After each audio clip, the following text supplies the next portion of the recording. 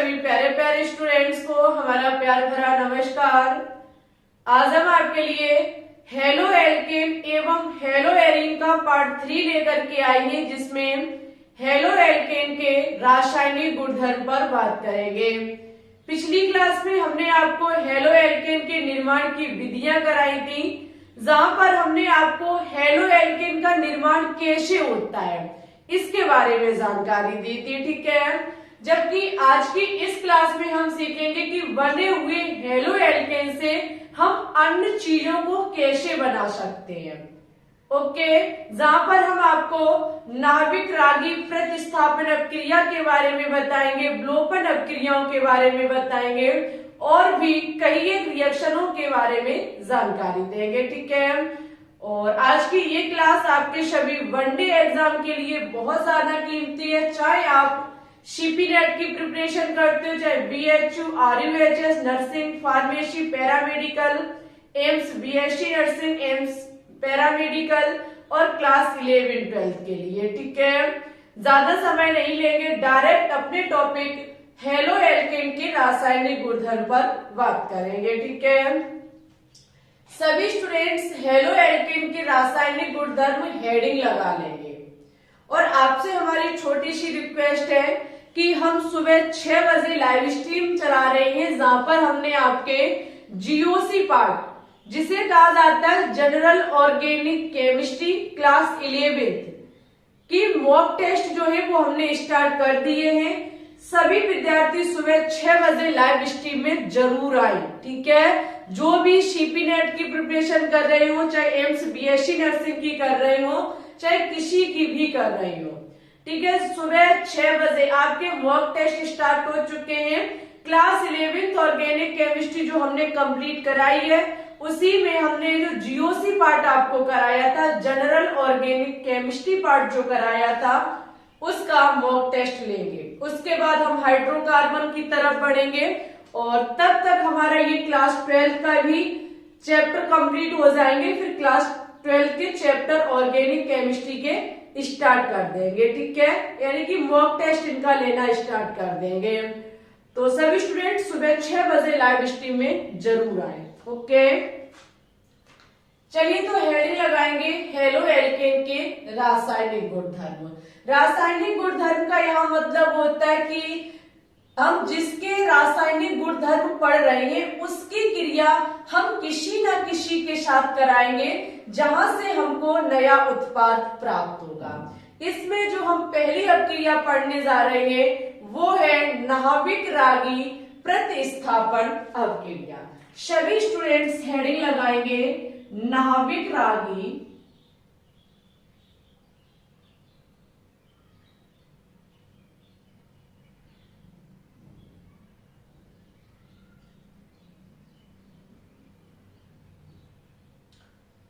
प्रतिस्थापन अपक्रिया।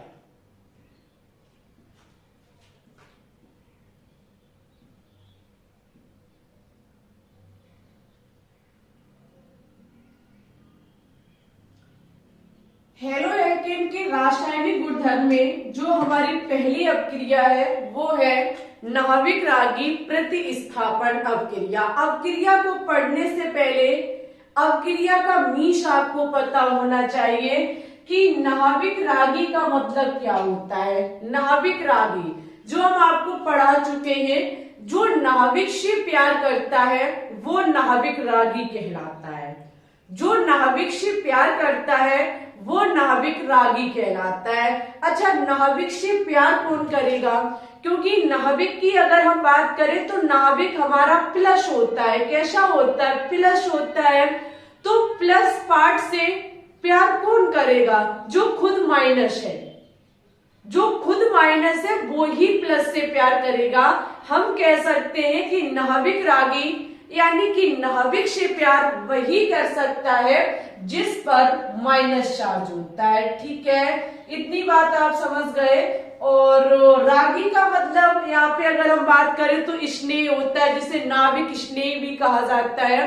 रागी का मतलब होता है प्रेम, प्यार करना, ठीक है। और नाभिक का मतलब नाभिक से प्यार करना, यानी कि प्लस पार्ट से प्यार करना। और प्लस पार्ट से प्यार वही कर सकता है जिस पर माइनस चार्ज होता है। It's okay. अगर हम देखें कि हमारे नाभिक रागी कौन हो सकते, एग्जाम्पल के तौर पर अगर हम जानने की कोशिश करें तो आपका F माइनस हुआ, Cl माइनस हुआ, Vr माइनस हुआ, I माइनस हुआ, OH माइनस हुआ और ये Cn माइनस, ये सभी हमारे नाभिक रागी होते, ये सभी नाभिक से प्यार करने वाले होते। एक बात देखो, हम कैमरा चेक कर लेंगे क्योंकि कल इसी टॉपिक को हमने बनाया था, 30 मिनट की क्लास बना के तैयार कर ली और उसके बाद हुआ क्या, कैमरा धुंधला पड़ गया था, जिसके चलते पूरी की पूरी हमारी वीडियो खराब हो गई। एक बार हम कैमरा चेक कर लेंगे, ऐसा तो नहीं है कि आज भी ऐसा ही हो और आज की भी मेहनत बर्बाद हो जाए।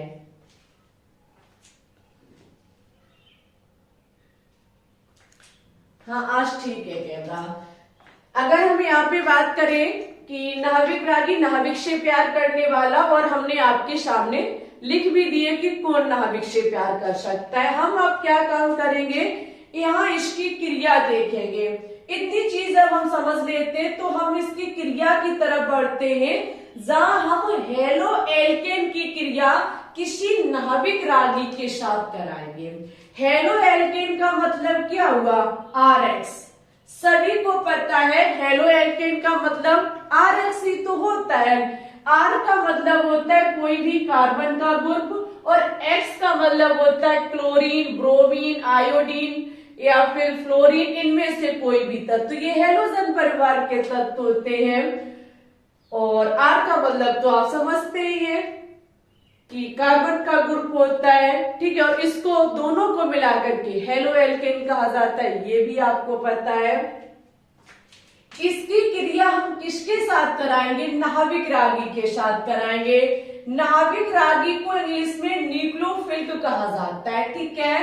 तो हम इसका प्रतीक चिन्ह Nu माइनस से प्यार करते तो Nu माइनस हमारा हो जाता है। तो यहाँ पे हम क्रिया किसके साथ कराएंगे, Nu माइनस के साथ कराएंगे। जब हम हेलो एल्केन की क्रिया Nu माइनस नाभिक रागी के साथ कराते हैं तो ये नाभिक रागी इस X को प्रतिस्थापित करके स्वयं लग जाता है। समझना, अभी यहाँ से X को ये प्रतिस्थापित कर देगा, X को क्या कर देगा, प्रतिस्थापित कर देगा और खुद जुड़ जाएगा, X हमारा बाहर निकल जाएगा, ठीक है। X हमारा इलेक्ट्रॉन को लेकर के बाहर निकल जाएगा। यहाँ पर एक चीज देख सकते हैं आप, ये आपका क्या है, नाभिक रागी। ये आपका क्या है, नाभिक रागी, ठीक है। इस नाभिक रागी ने किसको प्रतिस्थापित किया, X को प्रतिस्थापित किया। X बोले तो हेलोजन परिवार का तत्व, और हेलोजन परिवार का तत्व बोले तो fluorine, chlorine, bromine, iodine. Fluorine, chlorine, bromine, iodine कौन होते, नाभिक रागी होते। क्यों, क्योंकि ये नाभिक से प्यार करते हैं। तो अगर हम देखें तो ये X हमारा क्या है, एक प्रकार से नाभिक रागी ही तो है। सभी विद्यार्थी समझने का प्रयास करेंगे। RX में से जब हमने क्या काम किया, नाभिक रागियां अटैक करने के लिए आता है तो ये नाभिक रागी X को प्रतिस्थापित करके खुद जुड़ जाता है। यहाँ पर ये X है क्या, अगर हम इस X को देखें तो X का मतलब हेलोजन परिवार के तत्व, और हेलोजन परिवार के तत्व देखें तो fluorine, chlorine, bromine, iodine. Fluorine, chlorine, bromine, iodine ये होते क्या है, खुद नाभिक रागी होते हैं। तो एक नाभिक रागी दूसरे नाभिक रागी को प्रतिस्थापित कर देता है, इसलिए यह अभिक्रिया हमारी नाभिक रागी प्रतिस्थापन अभिक्रिया कहलाती है। प्रतिस्थापन का मतलब होता है कि वहां से एक कोई चीज हट जाए, उसकी जगह दूसरी लग जाए, जिसे इंग्लिश में सब्स्टिट्यूशन कहा जाता है, ठीक है। तो यहाँ पर ये इस नाभिक रागी ने इस नाभिक रागी को हटाया, इसलिए हमारी अपक्रिया क्या कहलाएगी? नाभिक रागी प्रतिस्थापन अपक्रिया। ठीक है, समझ गए सभी स्टूडेंट? समझ गए तो बहुत अच्छी बात है। नाभिक रागी अपक्रिया क्रिया विधि के आधार पर दो प्रकार की होती है। किसके आधार पर? क्रिया विधि के आधार पर। इस चीज को समझेंगे।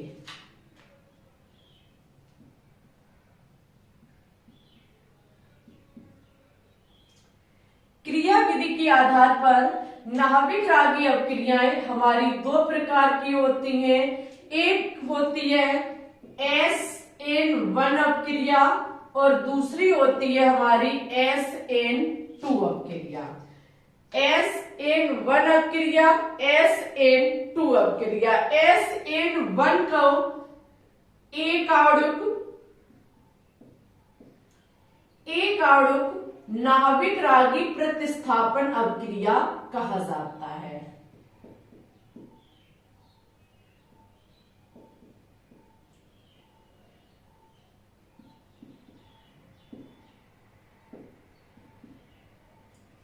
जबकि SN2 को दो आणुक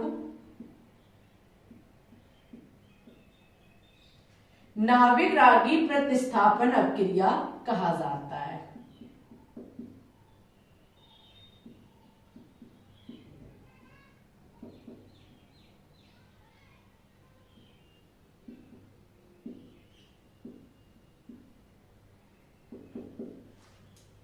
समझ गए सभी स्टूडेंट्स? ये हमारा SN1 रिएक्शन और ये हमारी SN2 रिएक्शन, जिसमें एक आणुक नाभिक प्रतिस्थापन अपक्रिया, जिसे इंग्लिश में यूनिमोलिकुलर न्यूक्लियोफिलिक सब्स्टिट्यूशन रिएक्शन कहा जाता है। ठीक है, इसे बाई मॉलिक्यूलिक न्यूक्लियोफिलिक सब्स्टिट्यूशन रिएक्शन कहा जाता है। ओके, ये हमारी S1 अपक्रिया और SN2 अपक्रिया नाभिक रागी प्रतिस्थापन अपक्रिया ही होती हैं, जिनको क्रिया विधि के आधार पर बांटा गया है। अपक्रिया हेलो एल्केन से ही होगी और नाभिक रागी के द्वारा ही होगी, लेकिन यहाँ पर जो फर्क होगा वो क्रिया विधि का होगा। किसका फर्क होगा? क्रिया विधि का फर्क होगा। अच्छा, क्रिया विधि के आधार पर ये हमारी SN1 रिएक्शन क्या होती है और SN2 रिएक्शन क्या होती है, हम इस पर बात करेंगे। सभी विद्यार्थी एक बार इसकी स्क्रीनशॉट ले लेंगे। ठीक है, तो हेडिंग लगाएंगे SN1 अपक्रिया। Very important class. हमारी आज कोशिश रहेगी कि सभी जो भी आपकी रासायनिक अपक्रियाएं हैं वो हम खत्म कर दें, अन्यथा अगर नहीं हो पाती है तो शेष रिएक्शन हम कल की क्लास में करा देंगे। ठीक है, और आपका यहीं पर हेलो एल्केन पार्ट खत्म हो जाएगा, फिर हेलो एरीन के निर्माण को सीखेंगे। तो सबसे पहले हम कौन सी अपक्रिया पढ़ने जा रहे हैं? SN1 अपक्रिया।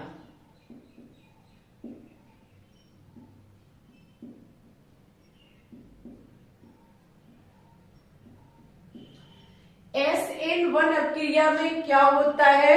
हम हेलो एल्केन लेते हैं। क्या लेते हैं? Halo alkane. लेकिन यहाँ पर जो हम हेलो एल्केन लेंगे वो हमारा 3 डिग्री हेलो एल्केन होना चाहिए।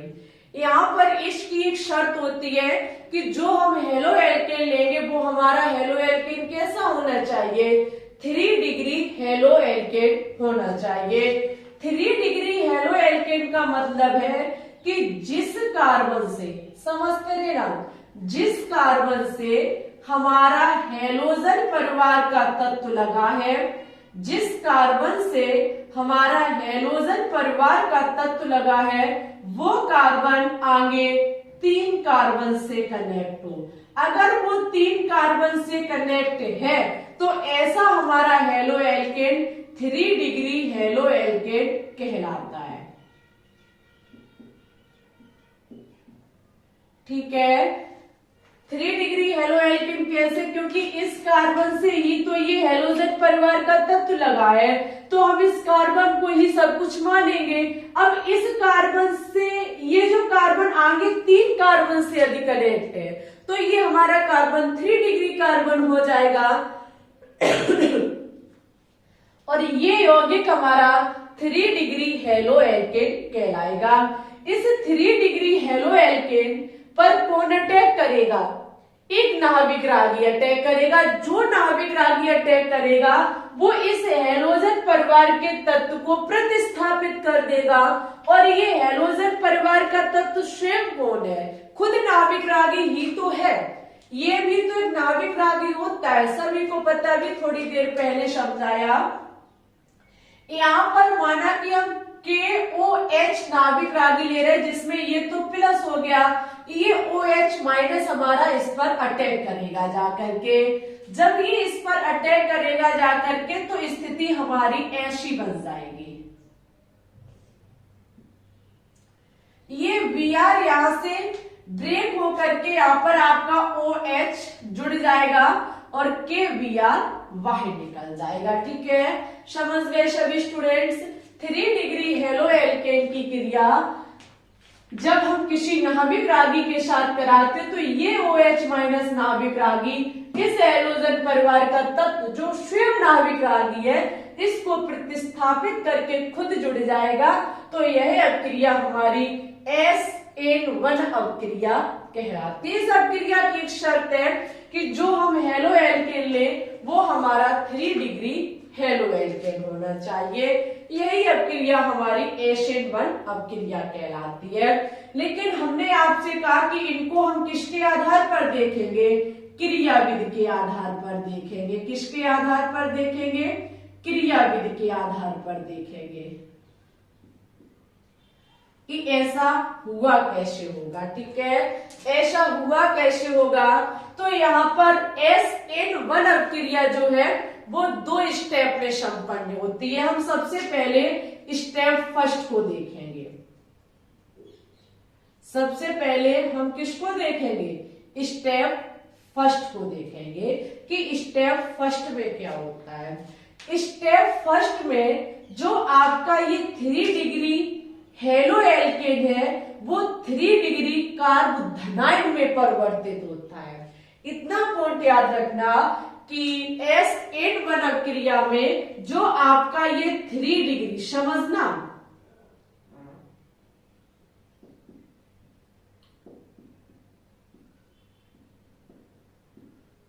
ये जो आपका 3 डिग्री हेलो एल्केन है ये सबसे पहले किसमें बदलेगा? 3 डिग्री कार्बोधनाइन में, जहां पर कार्बन और हेलोजन परिवार का तत्व के बीच का बॉन्ड ब्रेक होगा। इसमें होगा क्या? Br हमारा विद्युत ऋणात्मक तत्व होता है। ठीक है, ये अपने इलेक्ट्रॉन लेकर के अलग होगा, साथ ही साथ ये कार्बन का भी इलेक्ट्रॉन लेकर के अलग हो जाएगा, जहां पर हमको क्या प्राप्त होगा? ये हमें इस प्रकार से स्थिति प्राप्त हो जाएगी। ठीक है, इस प्रकार से ये कार्बन का भी इलेक्ट्रॉन लेकर के अलग होगा, जिसके चलते कार्बन पर प्लस आ जाएगा और Br हमारा माइनस हो जाएगा। ये जो हमारा बन के तैयार हुआ वो 3 डिग्री कार्बोधनाइन है।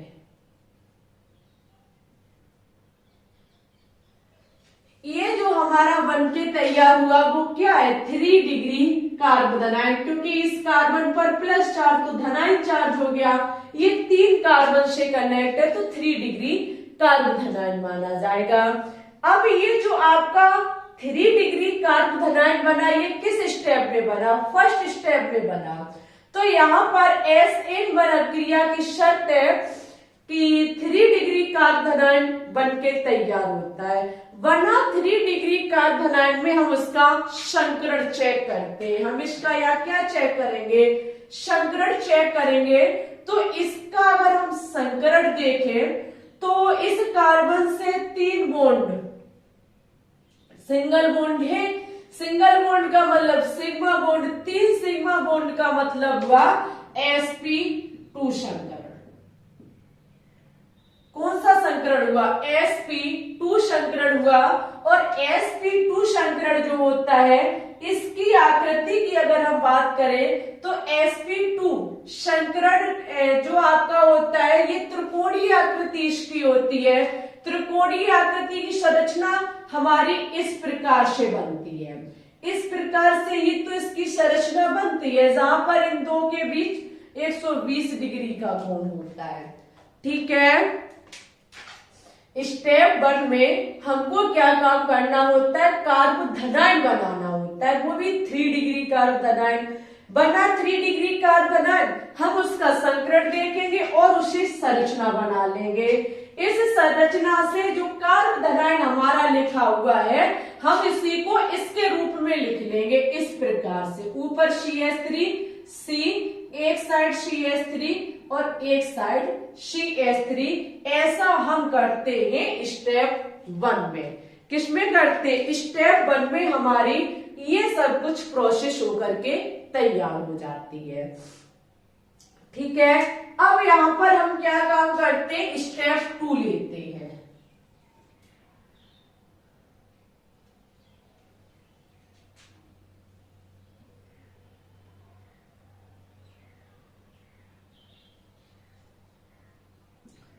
अब हम क्या लेंगे, स्टेप 2 लेंगे। स्टेप 2 में क्या होता है, जो हमारा ये कार्बोधनाइन बना है, ये जो हमारा 3 डिग्री कार्बोधनाइन बना है, अब इस पर अटैक करेगा नाभिक रागी। कब, जब हमने कार्बोधनाइन बना लिया, फर्स्ट स्टेप में जो हमने कार्बोधनाइन बना लिया है, अब इस पर अटैक करने आएगा, अब इस पर अटैक करने आएगा नाभिक रागी। ठीक है,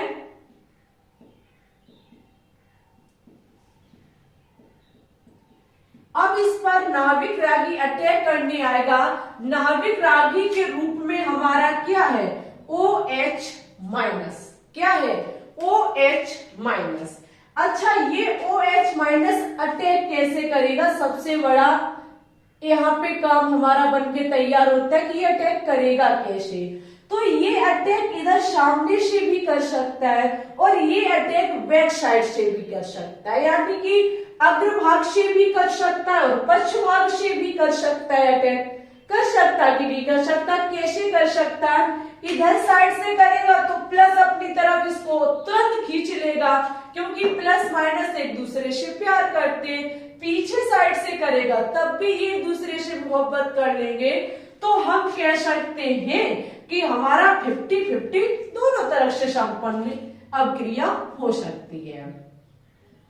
इस प्रकार से पीछे साइड से भी हमारा अटैक कर सकता है OH माइनस और हमारा आगे साइड से भी कर सकता है। ठीक है, हम जैसा चाहे वैसा कर सकते हैं, यानी कि दोनों साइड से अटैक कर सकता है। और यही आप देख सकते हैं OH माइनस ने अटैक किया और हमारा इस प्रकार से ये अभिक्रिया बन के तैयार हो गई। ये जो यहाँ पर बना Br माइनस फर्स्ट स्टेप में, कहा बना Br माइनस, बचे के से अभिक्रिया करके KBr बना लेगा। प्रश्न था कि SN1 अभिक्रिया में ये कैसे बनता है, वो सबसे पहली स्टेप फर्स्ट होती है। स्टेप फर्स्ट में कार्बोधनाइन बनता है, फिर ये कार्बोधनाइन पर अटैक करता है OH, तब ये हमारी अभिक्रिया संपन्न होती है। आज का एक सबसे बड़ा प्रश्न है कि मैम जी डायरेक्ट हेलो एल्केन पर वो नाभिक रागी अटैक क्यों नहीं करता है।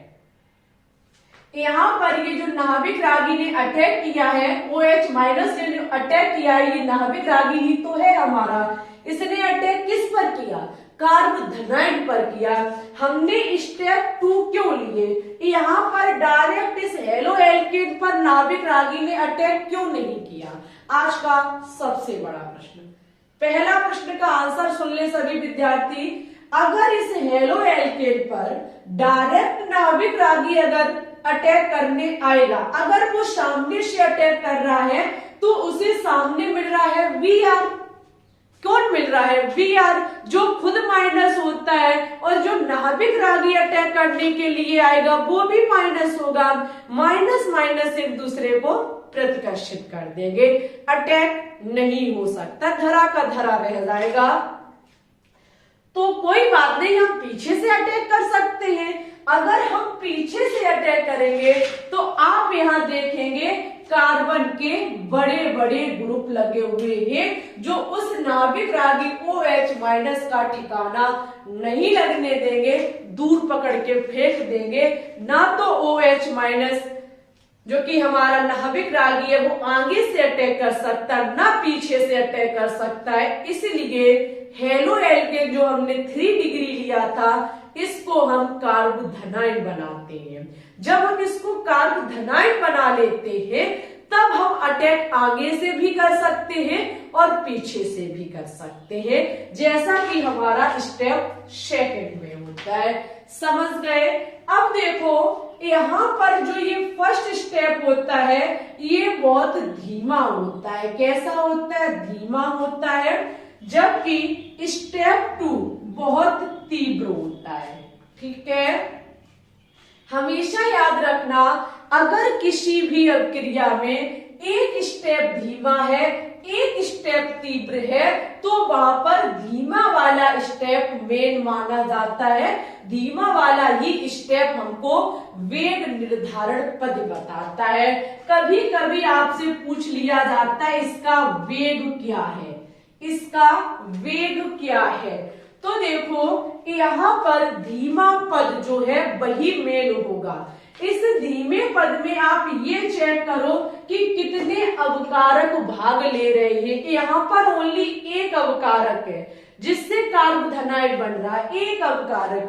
तो यहाँ पर इस SN1 अभिक्रिया में जो आपका वेग होगा वो Rx के द्वारा निर्धारण किया जाएगा। ठीक है, किसके द्वारा निर्धारित किया जाएगा? हेलो एल्केन के द्वारा निर्धारित किया जाएगा, क्योंकि यहाँ अवकारक पक्ष में ओनली हेलो एल्केन ही है, क्योंकि ये धीमा पद है। यही होती है हमारी SN1 अभिक्रिया। अब हम बात करेंगे SN2 अभिक्रिया पर। उसके पहले सभी स्टूडेंट्स एक बार इस वीडियो को शेयर कर देंगे अपने दोस्तों के साथ, क्योंकि बहुत मेहनत भरी क्लास है हमारी और आपको चीजें समझ में आ रही या नहीं आ रही मुझे फटाफट बता दीजिए। ठीक है, और इसकी स्क्रीनशॉट ले लीजिए। उसके बाद हम बात करेंगे SN2 अभिक्रिया पर। तो अब हम देखेंगे SN2 अभिक्रिया। हेडिंग लगाएंगे सभी स्टूडेंट्स। ये हमारी दूसरी रिएक्शन है SN2 अभिक्रिया। ये जो हमने अभी SN1 पढ़ी थी ये हमारी SN2 जो है, ये दोनों ही अभिक्रियाएं हमारी नाभिक रागी अभिक्रियाएं, यानी कि नाभिक रागी प्रतिस्थापन अभिक्रियाएं। तो ये तो तय है कि यहाँ पर नाभिक रागी अटैक करेगा। ठीक है, एक नाभिक रागी के द्वारा दूसरे नाभिक रागी को प्रतिस्थापित किया जाएगा, ये बात तय है। अभी आपने देखा था SN1 रिएक्शन में हमने 3 डिग्री एल को वो हेलो एल्केन लिया था, 3 डिग्री हेलो एल्केन लिया था। लेकिन यहां पर जो हम हेलो एल्केन लेते हैं वो हमारा 1 डिग्री होना चाहिए। हम डायरेक्ट यहाँ पर sp2 संकरण की संरचना देकर के काम करेंगे। यहाँ पर जिस कार्बन से ये Cl लगा हुआ है वो आपका 1 डिग्री होना चाहिए। कैसा होना चाहिए? 1 डिग्री हेलो एल्केन।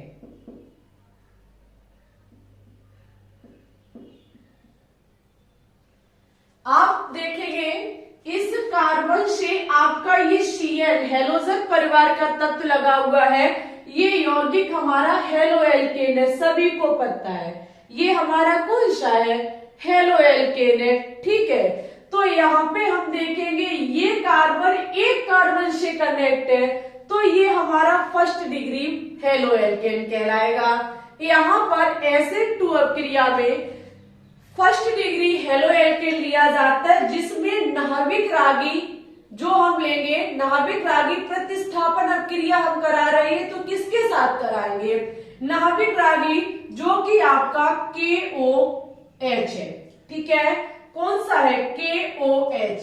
जब हम यहाँ अभिक्रिया कराएंगे तो सभी स्टूडेंट, सभी को पता है कि Cl यहाँ पर प्रतिस्थापित किया जाएगा। Cl प्रतिस्थापित किया जाएगा किसके थ्रू?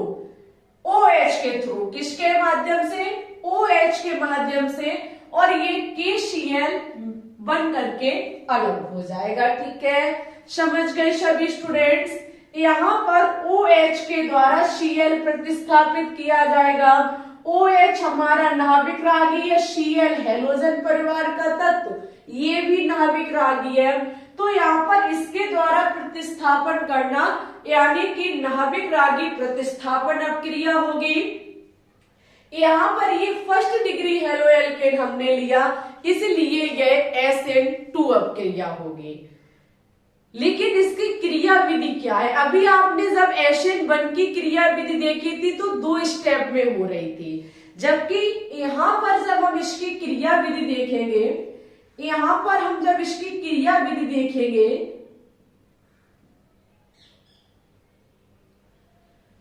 तो हमारी यहाँ पर क्रिया विधि एक ही स्टेप में हो जाएगी। कितने स्टेप में हो जाएगी? एक ही स्टेप में हो जाएगी। कैसे? हम ये जो हेलो एल्केन लेंगे, समझिएगा, हम यहाँ पर ये जो हेलो एल्केन लेंगे, इस हेलो एल्केन पर अटैक कौन करेगा? नाभिक रागी अटैक करेगा। कौन अटैक करेगा? नाभिक रागी अटैक करेगा। छोड़ो अभी। सबसे पहले आपने SN1 में देखा था कि हमने जो ये हेलो एल्केन लिया था, इसको पहले कार्बोधनाइड बनाया था। कार्बोधनाइड जब बनाया तब ही नाभिक रागी ने अटैक किया था। लेकिन अगर हम यहाँ हेलो एल्केन लेंगे और इस हेलो एल्केन को समझना, अगर हमने ये जो हेलो एल्केन लिया, इसको अगर हम कार्बोधनाइड बनाए, क्या बनाए? कार्बोधनाइड बनाए, तो आप देख सकते हैं ये बनेगा हमारा कार्बोधनाइड, Cl- हो जाएगा। अगर हम इसको कार्बोधनाइड बना रहे हैं तो ये हमारा फिर फर्स्ट डिग्री कार्बोधनाइड बनेगा। कौन सा डिग्री कार्बोधनाइड बनेगा? फर्स्ट डिग्री कार्बोधनाइड बनेगा, क्योंकि इस कार्बन पर प्लस चार्ज जो कि एक कार्बन से लगा हुआ है, तो फर्स्ट डिग्री कार्बोधनाइड हो जाएगा। और भाई हम कहीं एक बार चिल्ला कर, चीख कर आपको बता चुके हैं कि फर्स्ट डिग्री कार्बोधनाइड स्थायी नहीं होता है। 3 डिग्री कार्बोधनाइड सबसे स्थायी होता है, उससे कम 2 डिग्री, और सबसे कम, सबसे बेकार फर्स्ट डिग्री कार्बोधनाइड होता है। अगर हम इसको फर्स्ट डिग्री कार्बोधनाइड का रूप दे देंगे तो ये स्थायी नहीं रहेगा, अभिक्रिया नहीं हो सकती है, ठीक है। इसलिए हम जो SN2 में हेलो एल्केन लेते हैं, हम इसे कार्बोधनाइड नहीं बना सकते। जब हम इसको कार्बोधनाइड नहीं बना सकते तो समझेंगे सभी विद्यार्थी, स्टेप 1 नहीं हो सकता, क्योंकि स्टेप 1 कहता है कि कार्बोधनाइड बनाना, तो हम यहाँ पर ना स्टेप 1 ना स्टेप 2, अभिक्रिया सिर्फ एक ही स्टेप में कंप्लीट होती है, जहां पर इस हेलो एल्केन पर डायरेक्ट अटैक करने आता है नाभिक रागी। जब इस पर डायरेक्ट नाभिक रागी अटैक करने के लिए आता है, तो अगर ये आगे से अटैक कर रहा है, अगर ये नाभिक रागी आगे से अटैक कर रहा है, तो इसे Cl- मिल रहा है। Cl- का मतलब एक दूसरे को ये प्रतिकर्षित करेंगे। क्या करेंगे? प्रतिकर्षित करेंगे। हमारा आगे से अटैक नहीं हो सकता है, जबकि SN1 अभिक्रिया में अटैक दोनों साइड से हम कर सकते थे। यहाँ पर ये अटैक नहीं हो सकता। हम जब पीछे से करेंगे तो अटैक हो जाएगा, क्योंकि यहाँ हाइड्रोजन इतना कुछ नहीं वैल्यू इसकी होती है, आवारा होता है ये, तो पीछे से अटैक यहां हो सकता है। जब यहां से पीछे से अटैक करेंगे तो यहां हमारा OH जा करके जुड़ जाएगा और यहां से आपका Cl बाहर निकल जाएगा। ठीक है, Cl बाहर निकल जाएगा। समझ गए सभी स्टूडेंट्स? ये आपकी एक संक्रमण अवस्था होती है जहां पर हम एक बात कह सकते हैं कि यहाँ जो आक्रमण हो रहा है वो कैसा आक्रमण हो रहा है? पश्च आक्रमण हो रहा है। कैसा? बैक साइड से अटैक हो रहा है। ठीक है, पश्च आक्रमण से आपकी अभिक्रिया हो जाएगी और अगर हम अग्रभाग से अटैक करेंगे, आगे से अटैक करेंगे तो अभिक्रिया नहीं हो सकती है। समझ गए सभी स्टूडेंट्स? अगर समझ गए तो एक बार वीडियो को लाइक कर दीजिए। ठीक है, और हम यहाँ कह सकते हैं ये OH यहाँ नहीं जुड़ेगा, यहाँ जुड़ेगा। हम अगर पहले कहते तो आप नहीं समझ पाते, यहाँ आपका H ही रहेगा, OH यहाँ जुड़ेगा क्योंकि यहाँ Cl लगा हुआ है। Br हो सकता था, कुछ भी हो सकता था, तो ये डायरेक्ट यहाँ अटैक नहीं कर सकता। Cl से नहीं, ये पीछे साइड से अटैक करेगा। ठीक है, अगर आपसे एक क्वेश्चन भी हो सकता है कि यहाँ पर H अभिक्रिया में कार्बोधनाइन क्यों नहीं बनता है?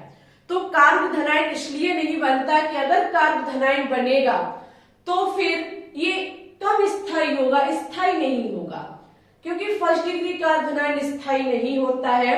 अगर यहाँ पे अभिक्रिया का वेग देखा जाए, अभिक्रिया का वेग निर्धारण पद देखा जाए तो आप देख सकते हैं कि यहाँ पर आपका हेलो एल्केन भी अपकारक पक्ष में काम कर रहा है और यहाँ पर आपका OH माइनस भी काम में आ रहा है, यानी कि अभिक्रिया का वेग हेलो एल्केन और नाभिक रागी OH माइनस दोनों पर आधारित है। ठीक है, ये होती है हमारी SN2 अभिक्रिया। SN1 अभिक्रिया का मतलब पहले 3 डिग्री हेलो एल्केन लो, उस पर आप उसे कार्बोधनाइन बनाएंगे, तब उस पर आप नाभिक रागी का अटैक कर पाएंगे। ठीक है, जबकि यहाँ पर क्या होता है कि आपको फर्स्ट डिग्री हेलो एल्केन लेना होता है, उस पर डायरेक्ट अटैक किया जाता है। किसका? नाभिक रागी का। ठीक है, फिर एक नाभिक रागी हेलोजन परिवार के तत्व को हटाएगा तो माने तो वो भी नाभिक रागी है, जिसके चलते ये हमारा SN1 नाभिक रागी प्रतिस्थापन अभिक्रिया और SN2 नाभिक रागी प्रतिस्थापन अभिक्रियाएं कहलाती है। ठीक है, ये हमारा नाभिक रागी प्रतिस्थापन अभिक्रिया कंप्लीट होता है।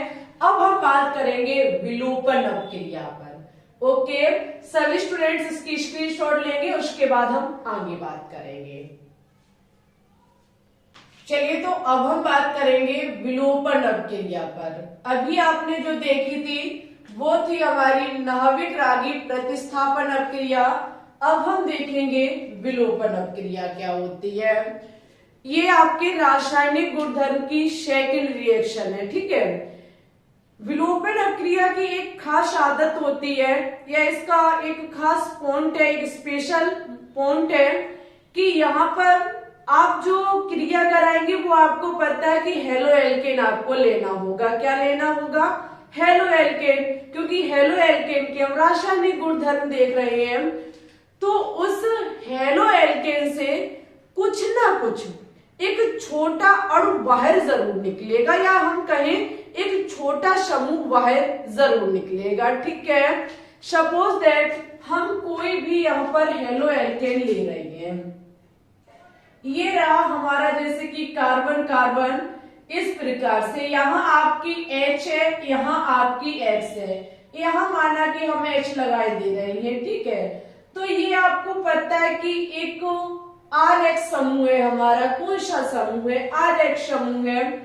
तो यहाँ पर क्या होता है कि ये एक कार्बन पर लगा हाइड्रोजन और एक कार्बन पर लगा हेलोजन, दोनों आपस में बॉन्ड बना करके अलग हो जाते हैं। और यहाँ होता क्या है, इसके एक एक बॉन्ड खाली हो जाएंगे, ये आपस में बॉन्ड बना लेंगे, ये आपस में क्या करेंगे? बॉन्ड बना लेंगे इस प्रकार से। ठीक है, यहाँ आप हाइड्रोजन बैलेंस करना चाहो तो कर सकते हो। ठीक है, यहां पर विलोपन अभिक्रिया में क्या होता है कि हेलो एल्केन जब हम लेते हैं तो यहाँ छोटे अणु के रूप में हमको कुछ ना कुछ जरूर मिलता है।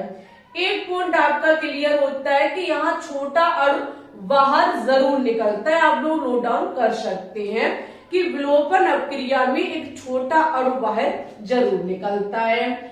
वहीं पे छोटा अणु यानी कि एक कार्बन से हमने हाइड्रोजन को लिया, एक कार्बन से हेलोजन को लिया, आपस में ये बाहर निकल गए, HX बना लिया। यहाँ पर एक दोनों कार्बन का एक एक बॉन्ड खाली हो गया था जिसके चलते इन्होंने डबल बॉन्ड बना लिया।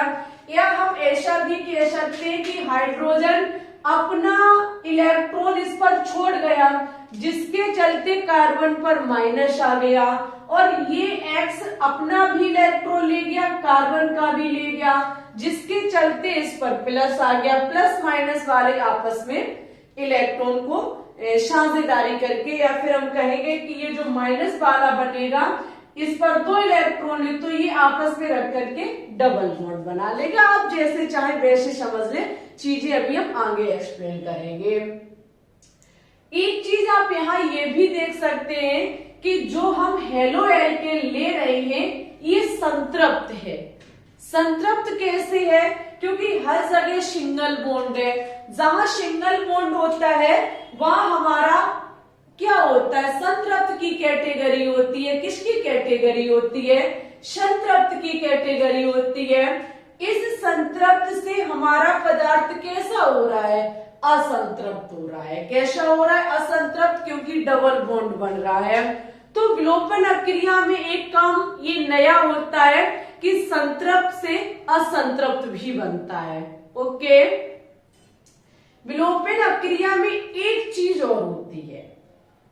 यहाँ पे होता क्या है, यहाँ आप देखेंगे यहाँ भी सिग्मा बॉन्ड है और यहाँ भी आपका सिग्मा बॉन्ड है। ये वाले सिग्मा बॉन्ड से जो आपके जुड़े हुए हैं ये आपस में अलग होकर के सिग्मा बॉन्ड से जुड़ जाते हैं, और सिग्मा बॉन्ड से जुड़े हुए जब ये अलग होकर के सिग्मा बॉन्ड से कनेक्ट होते तो यहाँ पर एक नया पाई बॉन्ड भी बन जाता है। इन ग्रुप के हटने से यहाँ पाई बॉन्ड भी बन गया, या हम कहें संतृप्त से असंतृप्त की बदले यहाँ हमको पाई बॉन्ड बना। हम कह सकते हैं कि 2 सिग्मा का एक सिग्मा और एक पाई में यहाँ टूटना भी होता है। ठीक है, अगर यहाँ पर एक सिग्मा बॉन्ड जो कि मजबूत बंध होता है और यहाँ बन रहा है पाई बॉन्ड जो कि एक दुर्बल बंध होता है, प्रबल से दुर्बल बन रहा है, स्थायी से अस्थायी बन रहा है, तो यहाँ पर स्वतः प्रक्रम नहीं होगा। यानी कि ऐसे प्रक्रम के लिए हमको ऊर्जा देनी होगी, एनर्जी देनी होगी। ठीक है, जिसके चलते हम कह सकते हैं कि विलोपन अभिक्रिया हमारी ऊष्मा शोषी अभिक्रिया होती है। हर एक पॉइंट कॉपी में लिखते रहिएगा, हम सब एक्सप्लेन कर रहे हैं। ठीक है, क्योंकि यहाँ 2 सिग्मा से एक पाई और एक सिग्मा बन रहा है, तो ये प्रक्रम स्वतः नहीं हो सकता, अस्वतः प्रक्रम है। यहाँ हम एनर्जी देंगे क्योंकि सिग्मा बॉन्ड हमारा प्रबल होता है, प्रबल से दुर्बल में चीजें बदल रही हैं, स्थायी से अस्थायी में कन्वर्ट हो रहा है, तो हमको एनर्जी देनी होगी। एनर्जी देने का मतलब है कि यह अभिक्रिया हमारी ऊष्मा शोषी अभिक्रिया कहलाएगी। ठीक है, इतना क्लियर होता है, बहुत अच्छी बात है। ये थोड़ी सी जानकारी थी विलोपन अभिक्रिया के बारे में। अगर हम विलोपन अभिक्रिया की बात करें तो विलोपन अभिक्रिया हमारी 3 प्रकार से होती है। विलोपन अभिक्रिया जो होती है वो हमारी 3 प्रकार से होती है, जिसमें आपको ओनली एक प्रकार पढ़ना है, सभी प्रकार नहीं। क्योंकि अगर हम मेडिकल लाइन में बात करें, नीट लेवल तक की हम बात कर रहे हैं, तो बस एक ही से क्वेश्चंस किए जाते हैं। ठीक है, विलोपन अभिक्रिया में अगर हम देखें तो विलोपन अभिक्रिया एलिमिनेशन रिएक्शन इसको इंग्लिश में कहा जाता है, जिसे इसे ई से प्रदर्शित किया जाता है। ठीक है, तो विलोपन अपक्रियाएं हमारी तीन प्रकार से होती हैं। एक हमारी ईवन अपक्रिया होती है। कौन सी अपक्रिया होती है? ईवन अपक्रिया। दूसरी हमारी E2 अपक्रिया होती है और तीसरी हमारी होती है ECV अपक्रिया। कौन सी अपक्रिया? ECV अपक्रिया। ठीक है, विलोपन अपक्रिया हमारी तीन प्रकार से होती है। E1 अपक्रिया, E2 अपक्रिया और ECV अपक्रिया। ठीक है, इसमें आपको सिर्फ एक ही अपक्रिया पढ़नी है, वो है E1 अपक्रिया। E1 अपक्रिया के बारे में आपको A to Z जानकारी देंगे, हल्की हल्की हम तीनों के बारे में जानकारी देंगे। E1 अपक्रिया में देखो क्या होता है। E1 अपक्रिया में अपक्रिया कराएंगे किसके थ्रू? हेलो एल्केन के थ्रू। आपको हेलो एल्केन ही तो लेना होगा। इसमें होता क्या है, पहले X माइनस फिर H प्लस निकलता है। पहले आपका X माइनस निकलेगा और उसके बाद आपका H प्लस निकलेगा। कैसे? हमने एग्जाम्पल के तौर पर अगर देखने की कोशिश की तो सपोज दैट हम यहाँ कोई भी हेलो एल्केन ले रहे हैं जहां एक हाइड्रोजन एक X है। ठीक है, हम यहाँ जब इसको लेंगे, अगर अपक्रिया हमारी E1 अपक्रिया है तो पहले X निकलेगा। पहले क्या निकलेगा? पहले आपका X निकलेगा। जब यहां से X निकलेगा तो सभी को पता X इलेक्ट्रॉन लेकर के अलग होगा, होगा कि नहीं? क्योंकि हेलोजन परिवार का तत्व विद्युत ऋणात्मक तत्व होता है, जिसके चलते कार्बन पर यहाँ प्लस आ जाएगा और यहाँ आपकी हाइड्रोजन लगी होगी। अब दूसरी स्टेप में यहाँ क्या होगा, आपकी अब हाइड्रोजन निकलेगी। अब आपकी क्या निकलेगी? अब आपकी यहां से हाइड्रोजन निकलेगी। ठीक है, जब यहां से हाइड्रोजन निकलेगी तो देखिएगा क्या होगा। जब यहां से हाइड्रोजन निकलेगी तो हाइड्रोजन अपना इलेक्ट्रॉन कार्बन को दे करके जाएगी, अपन H प्लस बन के जाएगी, जिसके चलते इस पर माइनस चार्ज आ जाएगा। यहां से आपका क्या निकला था? X माइनस और यहां से आपका H प्लस निकलेगा। ठीक है, ये प्लस माइनस हो गए। ये अपना एक इलेक्ट्रॉन इस कार्बन का था, एक हाइड्रोजन देके गया तो यहाँ पर डबल बॉन्ड बन जाएगा। ठीक है, इस प्रकार से यहाँ पर E1 अपक्रिया में होता है। पहले हेलोजन निकलता है, X माइनस निकलता है, फिर हाइड्रोजन निकलता है। ठीक है, जबकि E2 अपक्रिया में क्या होगा अब हम देखेंगे। E2 अपक्रिया में क्या होता है, X माइनस तथा H प्लस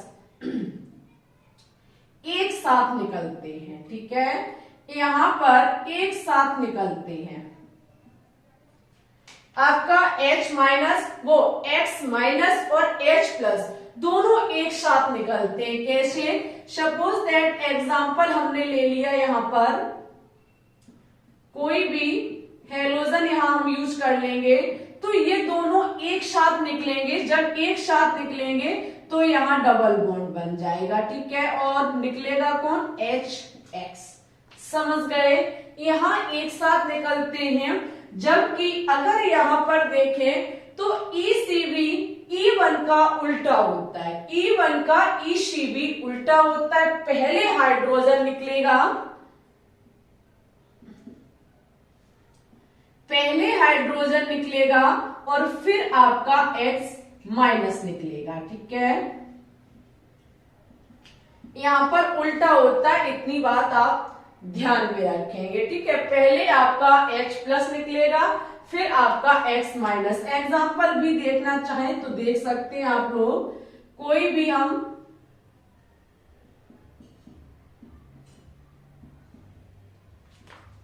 यहाँ पे हेलोजन परिवार का तत्व कुछ भी ले सकते हैं।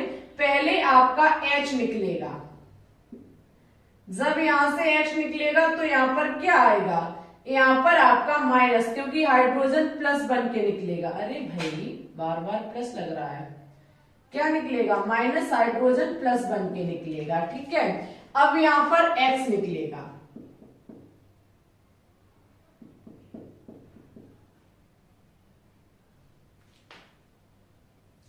जब X निकलेगा तो यहाँ पे फिर डबल बॉन्ड हो जाएगा। ठीक है, समझ गए सभी स्टूडेंट्स। अब यहाँ पे आपका X निकल जाएगा। ऐसा होता है विलोपन अपक्रिया के E1 अपक्रिया, E2 अपक्रिया और EC-V अपक्रिया में। और आपको स्टडी किसकी करनी है? E1 अपक्रिया की। समझ गए सभी स्टूडेंट्स। विलोपन अपक्रिया में छोटा सा अणु बाहर निकलता है और यहाँ पर ऊर्जा देकर के काम कराया जाता है और ये हमारी 3 प्रकार से होती है। स्क्रीनशॉट ले लीजिए। उसके बाद हम E1 अपक्रिया पे बात करेंगे। E1 अपक्रिया बहुत ज्यादा इंपॉर्टेंट है। आपकी आज की इस वीडियो में हमने 2 रिएक्शन कंप्लीट कराई हैं। अब इसके कुछ और बच्चे वो नेक्स्ट क्लास में बताएंगे। ठीक है, अभी E1 अपक्रिया को और फिनिश करेंगे। उसके बाद अभी इसके कुछ रासायनिक गुणधर्मों में इंपॉर्टेंट रिएक्शन भी है, वो नेक्स्ट वीडियो में करा देंगे, छोटी सी वीडियो बना करके लगभग 45 मिनट की। अब हम किसको देखेंगे? E1 अपक्रिया को देखेंगे। सभी स्टूडेंट्स हेडिंग लगाएंगे E1 अपक्रिया।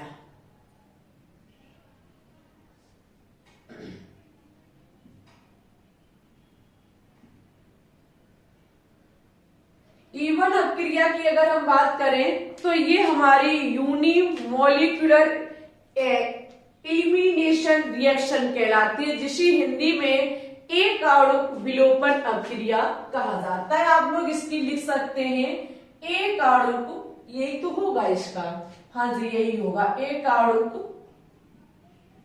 विलोपन अपक्रिया।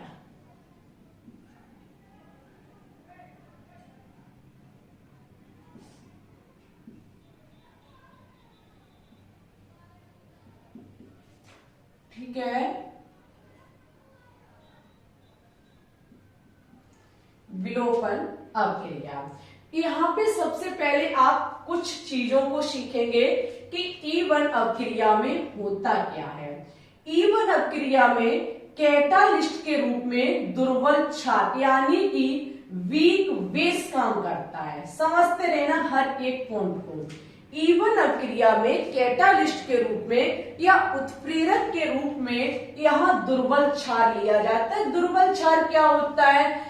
आपका मेथेनॉल हुआ, एथेनॉल हुआ, ये सभी दुर्बल क्षार होते हैं। ठीक है, अब हम बात करेंगे कि दुर्बल क्षार होता क्या है, यानी कि दुर्बल क्षार के बारे में हम क्या जान सकते हैं। तो दुर्बल क्षार जो होते हैं ये H+ को ग्रहण कर सकते हैं। ठीक है, ये H+ को ग्रहण कर सकते हैं। इनकी ये खास चीज होती है कि ये क्या काम करते हैं? H+ को ग्रहण कर सकते हैं। ठीक है, वहीं पर दुर्बल क्षार जो आपके होते हैं ये परावैद्युत होते हैं, या फिर इससे पहले आप समझो ये ध्रुवीय विलायक होते हैं। ये कैसे होते हैं? ध्रुवीय विलायक। जो आपके दुर्बल क्षार होते हैं ये ध्रुवीय विलायक होते हैं। जैसे कि सपोज दैट आपने CH3OH ले लिया, जो कि आपका एक वीक बेस है, एक दुर्बल क्षार है। इसमें ये आपका पार्शियल निगेटिव होता है, ये पार्शियल पॉजिटिव होता है। जब दो पास धन और माइनस चार्ज होते हैं तो आपको पता है वो ध्रुवीय होता है। तो ये ध्रुवीय विलायक के रूप में काम करते हैं और ये परावैद्युत होते हैं। क्या होते हैं? परावैद्युत। ठीक है, ये आपके दुर्बल क्षार जो होते हैं वो परावैद्युत होते हैं। परावैद्युत का मतलब है कि अगर हम किसी प्लस और किसी माइनस के बीच परावैद्युत की प्लेट लगा देंगे तो ये एक दूसरे के प्यार मोहब्बत को कम कर देंगे। प्लस और माइनस एक दूसरे से बहुत ज्यादा आकर्षित होते हैं, ये उसकी आकर्षता को कम कर देंगे, ये दूर कर देते हैं। ठीक है, दुश्मनी पैदा कर देते हैं। कौन? परावैद्युत जो होते हैं वो प्लस माइनस के बीच दुश्मनी पैदा कर देते हैं। ठीक है, इतनी चीज आप समझ गए। हम E1 अपक्रिया की तरफ बढ़ेंगे कि E1 अपक्रिया में होता क्या है। ठीक है, E1 अपक्रिया में कुछ स्पेशल चीजें होती हैं जहां से हम शुरुआत क्रियाविधि से करेंगे। यहाँ पे होता क्या है इवन अपक्रिया ऐसे नहीं हो जाती है। हम क्रिया विधि और इसका स्टेप फर्स्ट देखेंगे, ठीक है। यहां देखो क्या काम होता है, बहुत ध्यान से समझना मेरी बात को, ऐसे नहीं, बहुत ज्यादा ध्यान से। हम क्या काम करेंगे, स्टेप 1 में कोई एक हेलो एल्केन लेंगे, क्योंकि हेलो एल्केन तो हमको लेना ही होगा। हम यहाँ पर हेलो एल्केन को ले लेंगे, ठीक है। ये हमने हेलो एल्केन ले लिया, ठीक है। जब हमने हेलो एल्केन लिया और सभी को पता है कि यहाँ पर जो क्रिया होगी वो कैटालिस्ट किसकी प्रेजेंटी में होगी, वीक बेस की प्रेजेंटी में होगी, यानी कि दुर्बल क्षार की प्रेजेंटी में होगी। वो दुर्बल क्षार हमने मेथेनॉल को लिया। समझना, जब हम मेथेनॉल को लेते हैं तो मेथेनॉल काम क्या करता है, परावैद्युत का मतलब है प्लस और माइनस के बीच में ये दुश्मनी पैदा कर देता है। तो ये परावैद्युत इस कार्बन और इस Br के बीच दुश्मनी पैदा करेगा, जहां पर ये Br माइनस अपना इलेक्ट्रॉन लेकर के प्लस इस कार्बन का इलेक्ट्रॉन लेकर के अलग हो जाएगा, क्योंकि Br विद्युत ऋणात्मक तत्व होता है, ठीक है। जिसके चलते इस कार्बन पर प्लस आ जाएगा, इस कार्बन पर क्या आ जाएगा, प्लस आ जाएगा। एक चीज बहुत गौर से देखो, बहुत ज्यादा गौर से देखो, आपको कुछ यहाँ ऐसा नजर नहीं आया कि ये अभिक्रिया हमारी SN1 अभिक्रिया की तरह हो रही है। लगाओ दिमाग, दौड़ाइए दिमाग को, जहां पर हो क्या रहा था, पहले हमारा 3 डिग्री कार्ब हेलो एल्केन से 3 डिग्री कार्ब धनायन बन रहा था। यहाँ देखो हेलो एल्केन से कार्ब धनायन बन गया। अब क्रिया कुछ समझ में आई कि यहाँ पर हेलोजन परिवार का तत्व अलग हो रहा है और यहां से क्या काम हो रहा है, एक कार्ब धनायन का निर्माण हो रहा है। और ऐसा कुछ हमें देखने को मिला था जब हमने SN1 अभिक्रिया को पढ़ा था। तो हम कह सकते हैं कि E1 अभिक्रिया कुछ SN1 अभिक्रिया की तरह हो सकती है। समझो कैसे। अब स्टेप 1 आपका आगे कहता है कि अगर हम CH3CH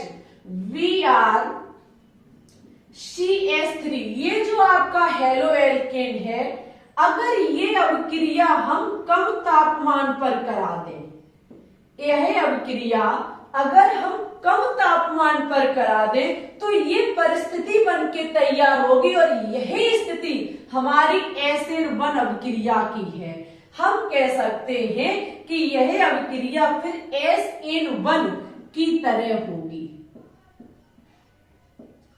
समझिए सभी स्टूडेंट्स, अगर हम यहाँ पर ये दुर्बल क्षार लगा रहे हैं तो दुर्बल क्षार Br और कार्बन के बीच दुश्मनी पैदा कर देगा। अगर ये दुश्मनी पैदा करेगा तो Br विद्युत ऋणात्मक तत्व होता है, ये अपना भी इलेक्ट्रॉन ले जाएगा, कार्बन का भी इलेक्ट्रॉन ले जाएगा और Br माइनस अलग हो जाएगा। ऐसा ही आपने S1 स्थिति में स्टेप 1 में देखा था कि हेलोजन परिवार का तत्व अलग हो रहा था और आपका 3 डिग्री कार्ब धनायन बन रहा था। ये यहां भी हुआ। ऐसा कब, जब हम कम तापमान लेंगे, ठीक है। अगर यही हेलो एल्केन हम उच्च तापमान पर ले दें, यही हेलो एल्केन अगर हम उच्च तापमान पर ले दें, टेम्परेचर कैसा होना चाहिए, उच्च तापमान पर अगर हम ये अभिक्रिया करा दें तो यह अभिक्रिया E1 की तरह होगी। किसकी तरह होगी, E1 की तरह होगी, जहां पर हेलोजन का तत्व पहले निकलेगा और हाइड्रोजन का तत्व बाद में निकलेगा। समझ गए? अगर समझ गए तो बहुत अच्छी बात है, ठीक है। यहाँ पर स्टेप 1 में आपने जो सीखा वो यही था। आप कहेंगे कि E1 अभिक्रिया है कहाँ, ये रही E1 अभिक्रिया। E1 अभिक्रिया दो तरीके से होती है। अगर हेलो एल्केन E1 अभिक्रिया में हेलो एल्केन की क्रिया आपके दुर्बल क्षार की प्रेजेंटी में कराई जाती है। लेकिन वहां बस ये काम होता है कि अगर हम कम तापमान लेंगे तो अपक्रिया SN1 की तरह होगी, अगर तापमान ज्यादा लेंगे तो अपक्रिया E1 की तरह होगी। ठीक है, एक बार हम कैमरा को चेक करते हैं। ठीक है, समझ गए, इतनी बात आपको कंफर्म अच्छी तरीके से पता होनी चाहिए। अब हम देखेंगे इसका स्टेप 2 कि अवक्रिया होती कैसे है। बस E1 अवक्रिया यहीं पर हमें पता चल जाती है। अगर हम कम तापमान और ज्यादा तापमान की बात करें तो अगर 10 या फिर 10 से कम है तो वो कम तापमान माना जाएगा, 60 या 60 से क्रॉस है तो वो ज्यादा तापमान माना जाएगा। ये टेम्परेचर आपको जब क्वेश्चन दिया जाएगा तो उसमें लिखा होगा। ठीक है, कैसे, तो वो हम जब मॉक टेस्ट लेंगे तब आपको समझा देंगे। इतनी बात आपको पता होनी चाहिए। अब हम इसकी देखेंगे स्टेप 2 क्या कहता है। हेडिंग लगाइए स्टेप 2।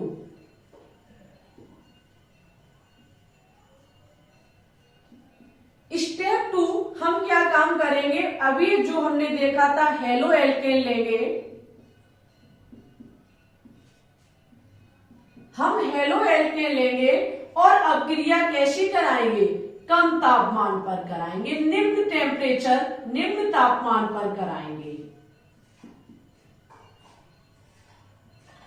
जब हम अपक्रिया निम्न तापमान पर कराते हैं तो अपक्रिया कैसे होती है, SN1 अपक्रिया की तरह होती है। किसकी तरह होती है, SN1 अपक्रिया की तरफ होती है। समझना सीखना चीजों को। लेकिन यहाँ पर कैटालिस्ट क्या काम करेगा, CH3OH। S1 अपक्रिया का मतलब है कि यहाँ प्लस लग जाएगा, Br माइनस अलग हो जाएगा। समझना, यहाँ पर प्लस बन जाएगा और Br माइनस हो जाएगा। अब आपको पता है कि बने प्लस पर अटैक कौन करता है, नाभिक रागी। S1 की तरह जब अपक्रिया होगी तो बने प्लस पर अटैक कौन करेगा, नाभिक रागी अटैक करेगा। अब वो नाभिक रागी हमारे लिए ये रहा, ये नाभिक रागी CH3 माइनस का, ओ ये रहा प्लस का। तो यहां पर आपका जो जुड़ेगा जाकर के वो होगा OCH3 और आपका ये H इस Br के साथ मिलकर के HBr बना देगा। ठीक है, समझ गए सभी स्टूडेंट्स। समझेंगे फिर से, जब हम कम तापमान लेते हैं तो यह अपक्रिया S1 अपक्रिया की तरह काम करती है। कब, जब हम दुर्बल क्षार लेते हैं।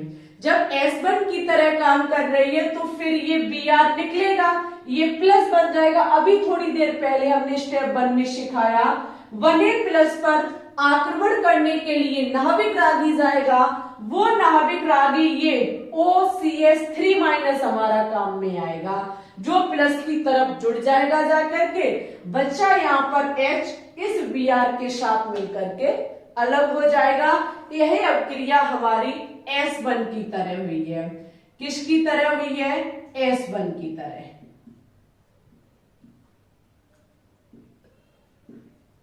ठीक है, अगर हम क्या काम करते हैं, ये जो हमारा हेलो एल्केन है, समझना, ये जो हमारा हेलो एल्केन है, इसकी क्रिया अगर हम उच्च तापमान पर करा दें, कैसी करा दें, उच्च तापमान पर करा दें,